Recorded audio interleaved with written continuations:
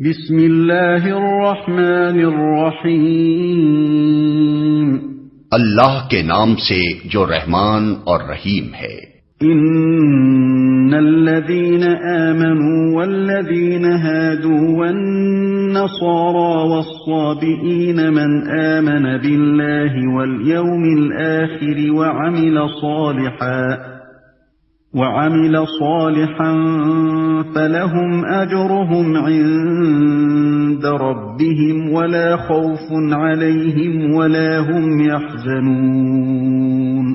یقین جانو کہ نبی عربی کو ماننے والے ہوں یا یہودی، عیسائی ہوں یا صابی، جو بھی اللہ اور روز آخر پر ایمان لائے گا اور نیک عمل کرے گا، اس کا اجر اس کے رب کے پاس ہے اور اس کے لیے کسی خوف اور رنج کا موقع نہیں ہے۔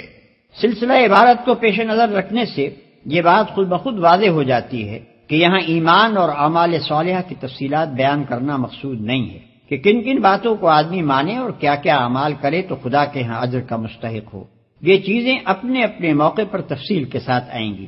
یہاں تو یہودیوں کے اس ذوم باطل کی تردید مقصود ہے کہ وہ صرف یہودی گروہ کو نجات کا اجارہ دار سمجھتے تھے۔